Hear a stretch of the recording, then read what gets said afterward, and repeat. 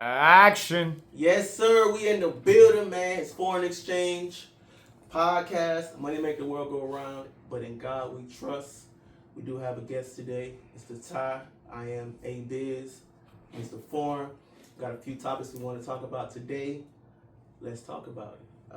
Our first topic at hand, man. We're gonna talk about Gunna and YSL. I'm sure y'all been seeing y'all TikTok and y'all Instagram feeds about this. Hey man, what's your thoughts, man? He just dropped a new album. Wanna. Salute to Gunna. Salute to endurance, being able to last until the time. We know about, what I'm saying, everything he had to go through, and, as well as his label mate, or I guess ex-label mate now. That's his last album. Salute to him, you know what I'm saying? From what I'm seeing and what I'm hearing so far, it is hitting the streets like a wave. What do you do? 91K. 91K first week. Great. So my question to you is, Young Thug made some comments, stop talking about me on the internet because we're not friends. Which is a tough thing to say, but we're previous label mates. Is snitching allegations in the hip hop society, does that stop or stunt a growth of an artist? Obviously, 91K, it's not stopping the bag, but with this new generation, is it frowned upon, or does it not matter? We are the same generation, so I know how we were raised, and the consequences that came about snitching with our demographic, and our demographic. So it's a little bit different, man. A lot of the hip hop now is not just our culture no more. These are different times, and our music has crossed over to different genres, different cultures as well. So it's going to bring a different type of audience who doesn't have that quote unquote conditioning of how we were raised. Some of them don't even know the old school rappers either. Exactly. So when it comes down to it may not necessarily be frowned upon for his music, especially the type of music that he makes. It's not. I did this. I put this lick in. I spent the block. I did this. I feel like Gunna's music is like the perfect music to put on when you're trying to get ready to go to cool the club. Vibes, you know what I'm saying? Yeah. That's and it's quality too. It's not like it's trash music. Exactly. But is that, if you think that snitching the allegation, is it affecting his music in any way? Nah. Like I said, it's not. That's not what he raps about. He's not rapping about this hitting licks and spinning the block and I had this op and did this. Nah, he talking about getting dressed, being fly. That has nothing to do with illegal activity. It's just a lot of, hey, I worked this hard to get to this level. Again, you put that music on, you about to go to the club, you want to feel good. Right. You around the females, you around the girls, you trying to set a vibe, set a tone, throw on Gunna, you know what I'm saying? For sure. And it's going to definitely set a mood, but I don't feel like that could affect. That's like saying with snitching hurt R&B rapper, R&B artist. Or pop. You know what I'm saying? Something like that. Like, nah, that has nothing to do with my music, my art. That's something that had to do with my my outside life, but not necessarily with what I make as a living. So we're in agreement that quality overshadows anything else. Negativity. Quality versus quantity. To a certain point, yeah. Okay. Definitely to a certain point. Okay. Definitely. Okay. All right, go ahead. What you gonna say? But I do want to kind of look at the psychology of it as well. Go ahead, man. Break it down. Coming from Thug's perspective. Yeah.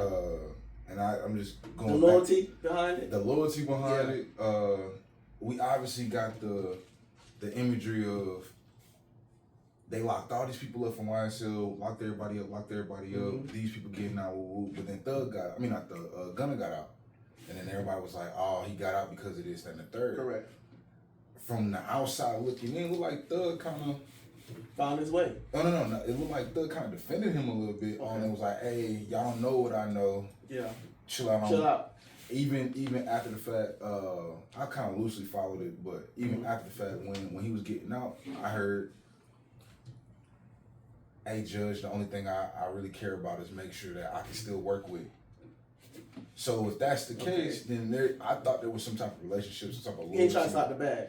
You know what I'm saying? As well, especially if that's my label, I don't want to stunt the growth of my top artists on my label. So him doing this now, kind of looks at it a little weird. Like, dang, Gunna, was you actually snitching back then? And Thug just kind of gave you a pass because I wasn't out here to stop what could potentially happen if you out there on the street.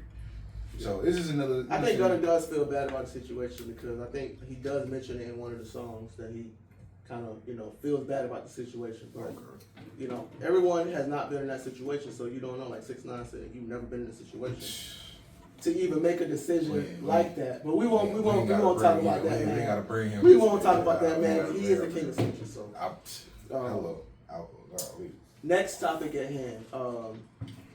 Tory Lanez appealing his case coming up on the 18th. Very big topic, man. Yeah. Very unfortunate what happened to that man. It's an unfortunate situation altogether. This is what I'm saying. I would say. And this is where this is the other side of the spectrum, other side of the coin, because now you're not snitching, and now you're having to deal with being stabbed in jail, this and that, going through all this, not seeing your family. Do you feel like all that had something to do with everything?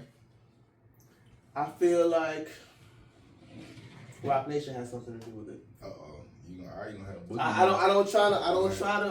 You have a boogeyman behind you. I don't try to be a conspiracy theorist. Not Mr. Whip Machine over here. That's crazy. That's not getting that. But I feel like with conspiracy, it is 1% of truth that does come with that. Why would his dad talk about Rock Nation? Has something to do with it, Again, I'm gonna say that's a little bit above my pay grade. No, for sure. But I'm not saying there's no truth to it.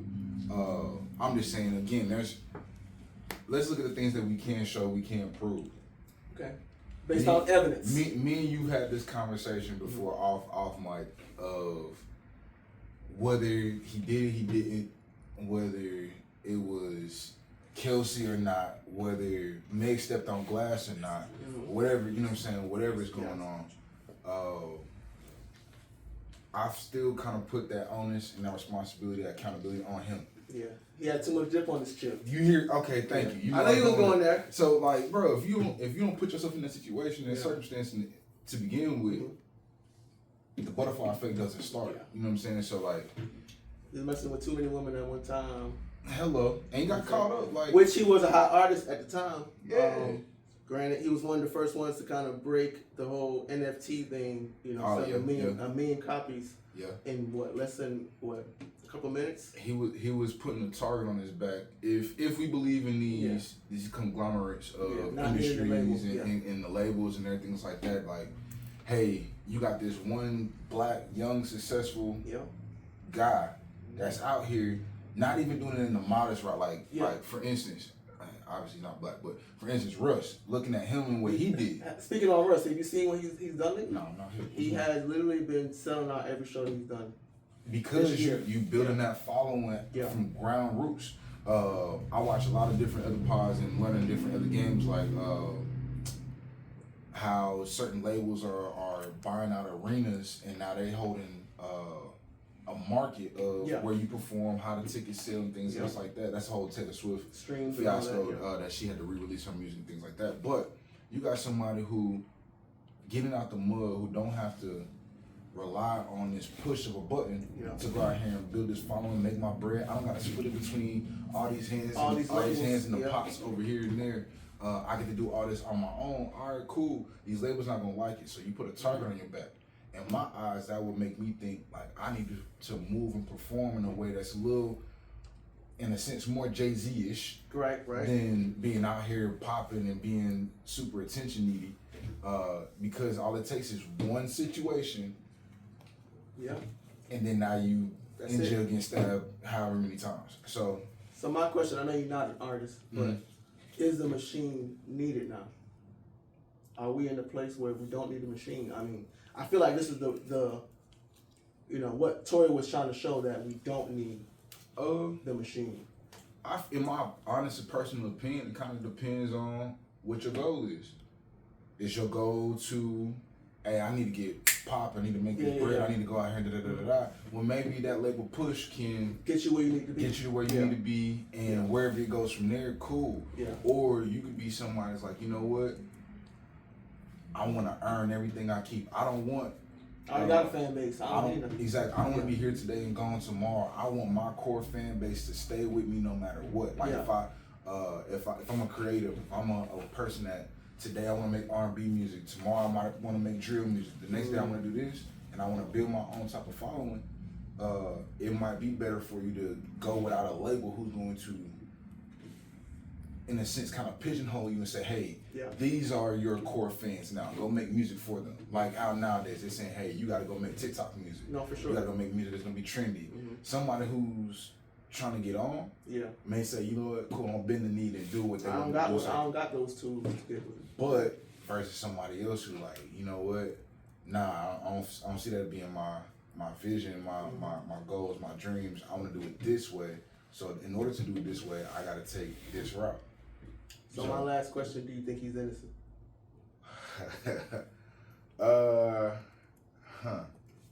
I think wrong place at wrong time. You know what, I'm gonna be PC about it. Do I think Tory is innocent based off of what I'm seeing, what I'm hearing, how people are moving? Yeah. I think he didn't shoot her. In my own personal opinion. I think he didn't shoot her. I think if think there was a fight between Kelsey and Meg? If I'm believing the story that I first heard before all of this, before the media got a chance to take advantage of it, you know, our media, Twitter and everything like that. The streets don't get the news before the media actually gets the news. So looking at what was being reported, in a sense, on Twitter, I would believe it was an embarrassing moment for Meg. Hey, you supposed to be this, then the third. I remember they was all on social media doing all their things beforehand. And now we looked at as like a quote unquote couple. Now knowing behind the scenes, you really was stepping on somebody else's toes. Yes. But the embarrassing part about it, hey, we at this other famous person's crib. Now you trying to get at God. Now you trying to get at her. Okay, now it's gonna be a thing. Now they kicking us out, and now it's a thing in a small vessel, and now it's these Megan a little. She about as tall as me, so and women do get bitter, So and then especially if liquor's involved, everything else like that. Now my decision making ain't the best, so I'm probably gonna lash out. I'm probably gonna do this, probably gonna do that. I know they had security there, but being as it may, he may have. I kind of see both sides. Like, hey, Megan saying, I don't know this and the third. Now it's, I know he shot me. It could have been she stepped on some glass or whatever. It's like that. Like the police footage said. Correct. Hey, she stepped on some glass. They was fighting with the gun. The eyewitness said he seen two people fighting over a gun. It could have been anything, but I feel like if you don't put yourself in a situation, we don't got to worry about this in the first place. Too much dip on your chip. There you go. Hey. Yeah, man. Our last topic, Cam versus Kelly, man. They got the internet on a frenzy right now. They're hilarious. Very much so. Hilarious. Both of them have wonderful podcasts. Literally. Fourth and one? Fourth and one. Yeah. Or Freaky Friday. Yeah. And then you got Gilly with $1 million worth of game. Very big platforms. Yeah. I hate to see division, but it's pretty juicy. Pause. Big pause. But I don't know, man. The whole thing started over with the whole Jalen Hurts. You know, he got a ring. And they're saying, is he a top 10 quarterback though? In the league right now? Or just all time? I think in the league right now. In the league right now. Or you can even vice versa. In the league right now or all time. Oh no, all time. Let's give him some time. Well, I hate to put that type of pressure on him. He's still young. Like I think he's still in his first, second contract, something like that. So he's still young. Yeah. He got time to make his status be known legendary wise for all time. But if we're talking about right now in the league as we speak, it would probably be hard pressed for you to find 10 other quarterbacks better than Jalen. But it's hard to say. Right. Like, because now he has a ring. So it's hard to say. The ring, the team that he had around him, the organization. And that's what I think Cam is trying to come at. He's like, we're not saying that he's not a good player, but we're saying that his team that surrounds him makes him great. Okay. So is he being the top quarterback because of his team, or is he being the top quarterback just off the muscle? And that's why I think the disagreement is becoming. Gilly's just being defensive. Of course, yeah. He got to ride with his team. He got to ride with his dog, sure. And I get that. But if I'm looking at it like this, like the same way you can't give somebody credit because their team is great around them, I just feel like you can't knock them also because they had a great team around them. You can't be mad at the program. Like it's hard to identify how great the talent is if you have responsibilities that you get to share with somebody else that other people didn't get to share. Mm-hmm. Cool, but it's also like the LeBron effect. Is it I'm so great I make the people around me great as well, or is it the Jordan effect? Like, hey, I'm this great, I get to drag y'all with me, or it looks like I'm dragging y'all with me because I'm this great. Like, it's hard to measure that talent until you take them out of that element and put them in somewhere else. But I can't diminish Jalen's talent. Like, he definitely fire. He's been cold since college. Let's call it what it is. Yeah. Jalen's been nice since college. Plus, he got the co-sign from Michael Vick. So co-signed by Michael Vick. You went to Bama. You won. You know what I'm saying? You won titles. You won rings. Things like that. Yeah, they're gonna knock him because you quote unquote lost your spot to Tua. But that's again another NFL caliber quarterback that made it to the league as well. So like, can I say you not great? Like, I don't know. I can't necessarily say that. The team around him was great. Like, all time defense. Does he fall in that category of the top 10 though? Does he fall in there? Right now, if I had a pen and paper and I can actually list off the top of my head all the quarterbacks, I would still put him top 10. I would still put him top 10. You got Lamar, obviously. You got Pat. Yeah. You got Kelly. Ain't Kelly there? Josh. Yeah. At that point, now it's starting to you nitpick. Do you put Dak over there? Do you put like we won't talk about that. That's another conversation. You got Josh Allen over there. Now you get to actually dissect. Like, okay, is he better than? If you put him in the situation, could he succeed? Could they do the same thing? Like, now you get to kind of nitpick. But at that point, when it's an argument, put him in the top 10. Man, he earned the ring. If not anything, the ring puts him in the top 10. Right now. Do you feel like Cam is? Because some people say that he's hating. Do you feel like he's hating because he didn't get a ring, or is it? Nah. I hate that. I hate the fact that anytime. That's what Gillen's trying to make it seem like he's hating. Anytime, and I don't want to make it like a black man type thing, or this and the third, because it's a black man versus black man. But anytime somebody is very open and opinionated about their opinion and it goes against the grain, it's always looked at as hating. I hate that. Yeah. Like, people are entitled to their own opinions. Right. Their job is to be a opinionated which he mentions that. He does mention that. Yeah. And especially the fact that you came from the game as well. Like, I can talk from a perspective that you can't talk, Gilly. Like, you never had to say downset hood ever.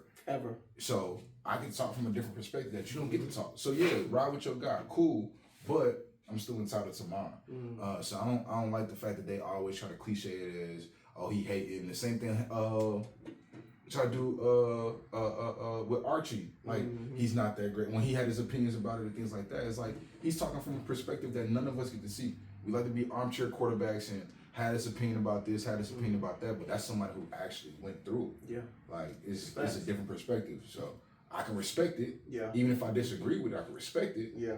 And let it be what it's gonna be. Interesting. So we still on that football topic. This brings us to rookie season. Oh, don't get me started. Don't get me started. Cam Moore and Shador, man. I've been watching. Yeah, don't get me started. Before we started, we were talking about a few things about you saying, kind of two different scenarios, two different journeys, and two different stories. What do you want to kind of elaborate on those scenarios, man? I'm gonna try not to use my bias in this argument. Yeah, we know you. But go Canes. Yeah. I'm gonna try not to use my bias in this argument, but I honestly feel like what they doing to both parties right now is not only ludicrous, it's disrespectful, and they would never do it to anybody else, and you know who the anybody else that we're talking about. But it's crazy how they trying to market both, or quote unquote unmarket one of the two. Yeah. You got somebody who I'm talking about got it out the mud. Have you ever heard of West Columbia in Texas? Nobody has. Like, you would drive through and probably won't even realize that you were there. Gotcha. But it's somewhere outside of Houston. Oh my bad. But with him working his way through the mud and going to Washington State and first incarnate Ward, then Washington State, and coming over to Miami to have an all-time great year. Working his way into being a #1 quarterback. Yeah. And then the NFL or their media has nothing to say about him, or it's more, hey, we don't think he's going to work out because and being a top draft pick as well. He was a 0-star recruit, worked his way all the way up from. They disrespect that man a lot. And then on the flip side, they pit him against Shador and still won't give Shador his respect. Or they look at it as like, oh, it's just nepotism. It's the fact that your dad was Dion. You didn't earn this. You didn't deserve this. He's having a tough road as well. You know, he is. Yeah, being fourth string and having to earn himself. I feel like it's a little bit self-inflicted, but it also goes with the imagery of it. Like, if he was a wide receiver, they wouldn't care.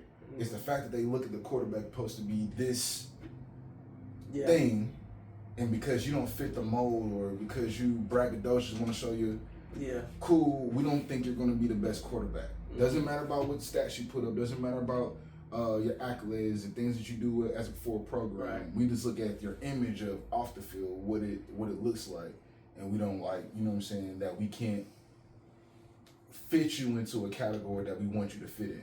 Okay. Which is crazy though. They have a quarterback that they can fit in that category and still won't market him. Yeah. So what do you want? You get both. You get both. Yeah. You get both, and you still feel it at both sides. So it's, in my opinion, super disrespectful on both accords. But for y'all to have that man go #1 and not even show none of his game on TV, it's disrespectful. It is crazy. It's disrespectful. But that's my family coming out. I'm gonna leave it alone. I had to. Have you seen Shador's game? Because I did get to. Yes. I got to watch him play. I got to watch him play. Okay. He did look pretty good out there. Again, it's the preseason, so let's not. So you don't think he should be moved up? Let's on that team, potentially, yes. Okay. On that team, but let's not. Cleveland's not going to the Super Bowl no time soon. Let's relax. Okay.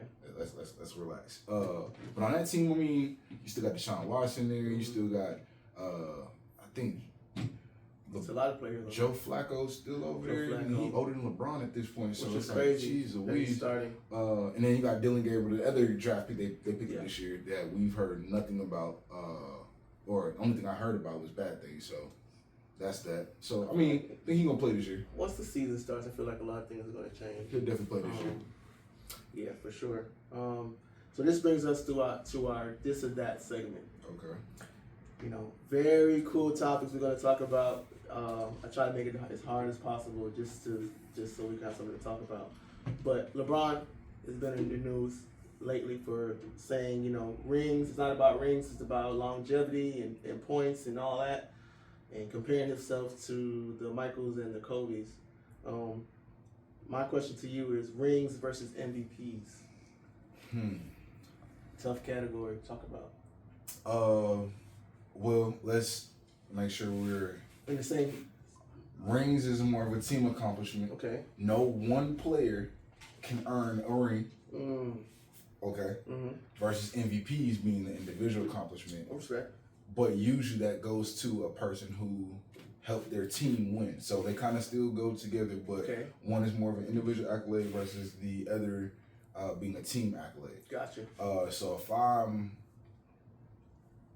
be honest, I would prefer the ring category, just as a sports player, as somebody who's been on teams before.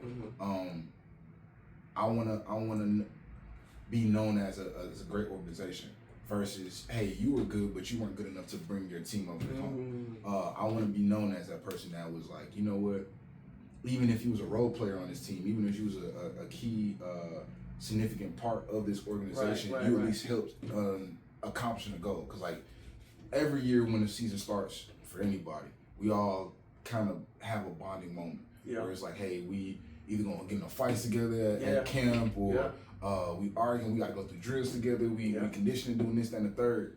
But you want to feel like it was for something, and usually there's a team motivation, goal orientation, something that happens beginning of the season where we all say, hey, realistically speaking, this is our expectation. This is what Yeah. we expect to happen. This is what we expect to go on. So if our expectation was to win a ring and say, hey, we were the best out there all season, then yeah, I want the ring. I don't want to say like, yeah, our goal was to do this, but I landed on an MVP and I was the best person out here. And there's plenty of MVPs that don't get rings, and I think that's where Cam is coming from. I think that's where LeBron is kind of coming from. Does that mean I'm not great because I don't have as much rings as this person? So I think that's where it kind of gets a little tricky. Yeah, it's two different It kind of categories. gets tricky. Yeah. Me personally, I came from the rings era. Rings show you how great you are. The Kobe's and the MJs, like, they brought their teams on great, journeys with these rings. I feel like rings does kind of solidify your legacy or your legendary or whatever you want to say as being a great player or GOAT of all time. You know what? I'm glad you said that. Yeah. Because I look at you as a GOAT in your own field. Okay. You know what I'm saying? What you do, we work together at the same time. So I got a question for you, kind of going off of this. Would you prefer being the MVP of what you do, or us as a team winning a award for having the best store all year? What would you prefer? That's a tough one. And we know it comes with you being the MVP. So let's go. What would you rather? So, okay. Are you saying that I already have these accolades, or you're saying never had either? Because once you have something, it changes your views. Okay, I feel. If I never had the accolades, let's say you never had. If I never had the accolades, I would say MVP. All right. The reason why I say MVP first, because once you get the accolades, once you get the accolades, now I can spread the wealth and I can show you how to get the accolades. Okay. So you said you want to go through the door first, knock down the barriers, and then bring others with me. Respect. Because without that, a lot of people won't follow you. They're like, well, you've never had this. How can I believe that you can even be successful? I like that. If you've never been successful. I like that. It's sad that people have to put labels on you to, believe in you. But I guess that's how it kind of. You can still be a leader, yes. But to get to the promised land, they're gonna be like, how did you get there? What's your work? So, it's kind of piggyback off that, and knowing what it takes to be an MVP. Yeah, it's a lot of stepping on toes. You gotta step on somebody else's shoulders to do that. So, are you willing to do those things as well to get to that MVP status? Because that means somebody else. I mean, MVPs normally are cutthroat. You got that Mamba mentality, that Jordan mentality. Every Mamba or every GOAT mentality, they step on somebody's toes, and it's not on purpose. I feel like they're just such a dog or a beast. Okay.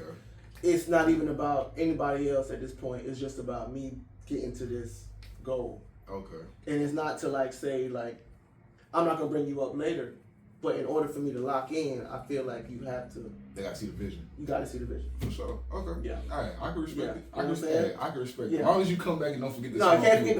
Can't forget the small people. Cannot forget the people. Next question. It's gonna bring us to top 5 player of all time or Hall of Famer. Oh, what sport we on?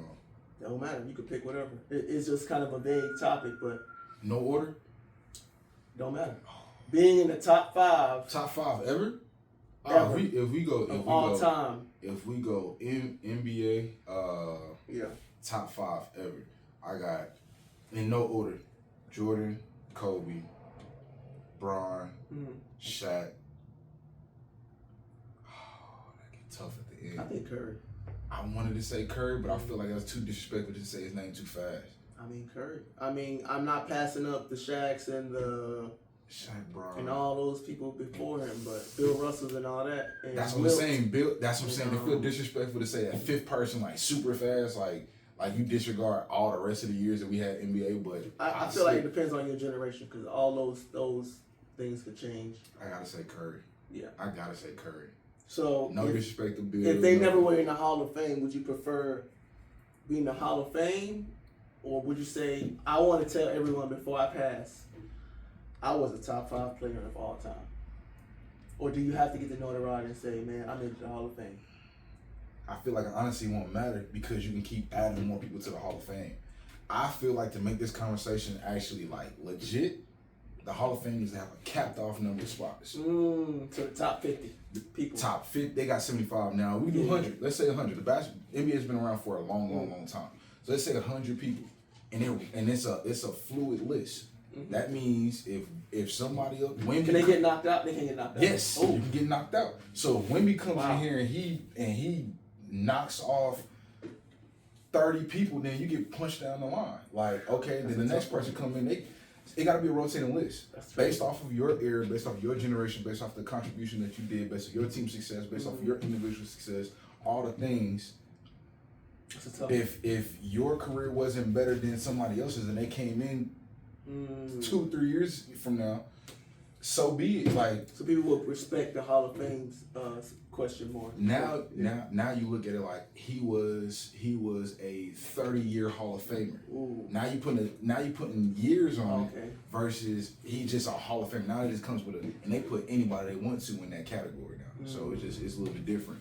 I like that. For NBA, yes, I would do that. NFL, kind of different. Because you like different positions. Different positions. You can play all, saying different spots. So I think keeping them how they are. I don't pay attention to baseball, nothing like that at all. I know they still haven't let Barry Bonds in. That's about it. But, that's crazy. Other than that, yeah. So your answer is Kobe. So top 5. You'd rather be a top 5 than a Hall of Famer.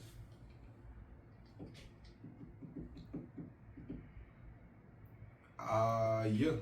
I rather top 5. You in the Hall of Fame, so yeah, definitely. I rather even if they don't induct you, you're still basically Hall of Fame. If I'm top 5, they're inducting me. Yeah. There's no way around it. If I'm top 5, that means I put in enough. If I'm in a barbershop conversation, I did enough. Yeah, I did enough. I'm Kobe, LeBron, Jordan, Shaq, Curry. The legacy's left. I have nothing else to do, nothing else to prove. I would say Hall of Fame. Just because no matter what people say, that Hall of Fame stamp is going to always be there. Feel you. All right, last this is that question, and then we're going to close it out. Loyalty or respect, my brother? Loyalty or respect? Everyone that I've asked this, it's always been a hard question to ask. They do go hand in hand, but you got to choose. They do go hand in hand, but if I had to pick, I would say respect. Wow. Respect me. I mean, loyalty is a stage in life that, you know what I'm saying, between two individuals. Okay. But let's say we go separate ways. I still want you to respect me if the loyalty fades. Respect me. You know what I'm saying? Like, hey, we not homies, we not boys no more. We don't kick it every day. Ooh, all right, cool. Your loyalty may lie somewhere else, but at least respect me. Yeah. At least have enough decency to, you know what I'm saying? Hey, what's up? Respect me. You're not gonna try to backdoor me with my shorty, nothing like that. Like, respect me over the loyalty, in my personal opinion. So I was talking to my wife about it. I think loyalty brings respect. Because if you're loyal to me, you will never disrespect me, ever. And I feel like with loyalty, you won't stab me in the back. Because you're gonna be loyal to me. So I feel like loyalty brings respect. Respect is good to have, but I feel like people are only fearing you. They might not be loyal to you. They're fearing you because they respect you, but they might not be loyal to you. So that means they can still stab you in the back. They respect you, but they can still stab you in the back. Yes and no. I kind of get where you're going with that. Yeah. The loyalty side of it, I'm trying to think of a situation because I heard what you said. You said loyalty usually always brings the respect. Of it as well. Mm-hmm. Not necessarily. I can see loyalty out of convenience. I can see loyalty out of loyalty can fade at time. It's time. It's based on time. Not necessarily. Like, hey, you loyal to what benefits you, versus it's like, hey, you actually have my loyalty. Like, trying to think how I can put this in words. Like, with a job, you might be loyal to a job until you find another job, but don't mean like if you're already with your mindset, like, you know, I want to be gone from this job. I don't really like this job. I'm just doing it because I got to pay my bills. You're loyal to going there, But do you respect how you put forth, like your effort that you put forth? Are you gonna put the best foot forward? Are you talking about your managers and how your job corporation is in the break room with your other coworkers? Yeah. Y'all all might be quote unquote loyal to the job because you loyal because it pay you. Versus you might not respect the job. You don't respect the job. You don't respect the job because if you did, you'll put your best foot forward every single day. That's just how I look at it. So I don't. Every situation is different. Every situation is different. Yeah. And I heard when you brought up your wife. Now I'm kind of putting myself in that situation. Like, damn, do I want more loyalty out of my wife or respect? I still might say respect. Wow. Cause at the end of the day, let's put it out there, hypothetically speaking. Yeah. Let's play devil's advocate. Yeah. You and your wife, y'all together, or me and my wife. Let's put me as an example. Me and my wife, we together. I'm hoping she's loyal to me. Right. Cool. But I can only see what I can see. I can see or feel the respect in real time. Yes. Versus the loyalty. You never know. Let's say she got somebody else that caught her eye that's want her attention and she want their attention and vice versa. All right, cool. The loyalty side of it says, hey, go against your heart, go against your flesh, go against what you want and choose me. That seems very selfish on my side. Versus the respect of it is saying, hey, be transparent, be honest, tell me up front that this is what you want, this is what you want to do. So you're not wasting my time. So that way I can move accordingly. I can move accordingly. So if I respect you as an individual and knowing that you got your own needs, wants, and things like that as well, I don't want your blind loyalty. I want your respect though. Yeah. I want you to put that part of me, like I feel like I earned the respect. Like, hey, you at least should be transparent and honest with me to tell me, hey, this is what I want. I'm thinking about this. I want this. I just want to let you know so you didn't have to find out about it after the fact. Yeah, at that point, respect me enough to tell me that I can move accordingly. Now you give me the option versus you just being loyal to me. You really want to be outside, but now you just treat me any other kind of way just because and you don't respect. You see what I'm saying? Gotcha. So it's different. It goes. You know what I'm saying? Both ways, but I can kind of see the other side too on the loyalty. Any other thoughts you want to leave to the viewers? Nah, man. Hey, I have fun doing this. Appreciate you for inviting me out.